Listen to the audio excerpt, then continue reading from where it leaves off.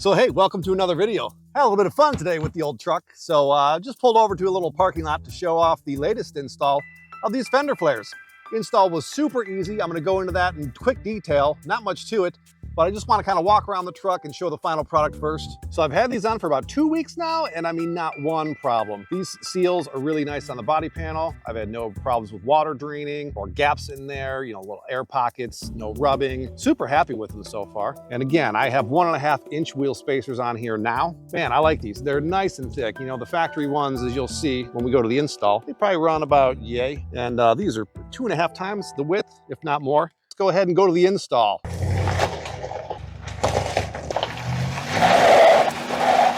Well, so far we've done a tonneau cover, we've done roll bars, we've put wheel spacers on, but I was really excited about this. This is kind of what I was waiting for. I think this might be my favorite mod. I went with, this is called a rugged style. This is from EGR. I don't know if it's less rugged or more rugged than the ones with the actual rivets in them, but I like it. A little smoother, a little more understated. I think that's my style. So we're gonna go ahead and look at the directions, look at the parts, and go about fixing this to the truck. This whole kit is 4 pieces, 4 Fender Flares, weather stripping soles on the top where this is gonna meet the body, where the Fender Flare meets the body. We've got clamps, directions, alcohol wipes. So the only thing that might take a little bit of time or a little bit of brain power is right here. Pretty sure we're gonna have to trim these Fender Flares right here. I did have a mud flap delete kit on here and I had to trim that even.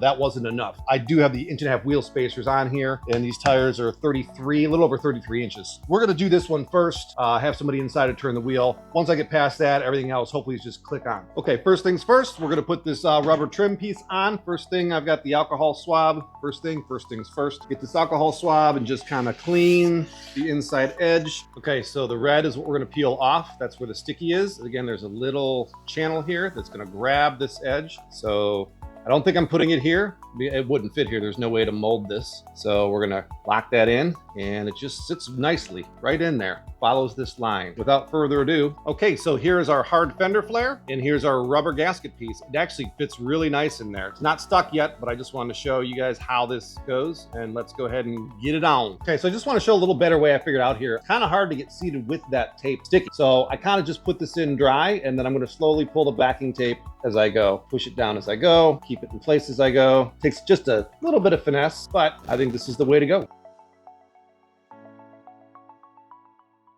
Okay, we're simply just gonna fit it on here. This body line here, I believe, is where this is going to end up sitting. So gently push it up there. Make sure our seal is not bound up or underneath the flare. And it's not, it's running nice. You gotta push it in a little bit here to follow the line, and that's pretty good. So for now, I'm just gonna tape this so I can get a look underneath and see how the mounts are gonna go, how these clamps are gonna go in there. Okay, so I'm gonna do one of these clamps and test it out here.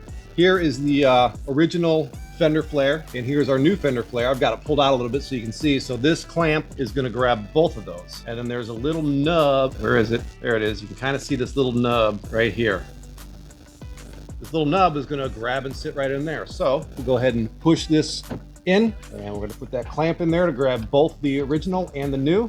And yeah, that grabbed. Did it grab? Yeah, grabbed. So that's tight. So we've got another one down here. See if we got another clamp. See if we can push that in. Actually, let's get both of them first. Get it lined up, push it in, and then slide this. Boom, that is solid. It's on there. All right, so this right here is gonna rub. I just know it. This Fender Flare does have a hole down there. The directions say to use the original Torx screw that mounted this mud flap, the original mud flap, to a brace. There's a brace behind here under this wheel well, which we had to remove. I removed it, so that's no longer there. So I think what we're gonna do first, check for clearance, get this tire turned. We're gonna have to trim, and that's not a big deal. We'll make it a nice cut, as nice as we can. You're really not gonna see it, but there's really no choice. That's what we have to do. So let's get to doing that. Okay, go to the right.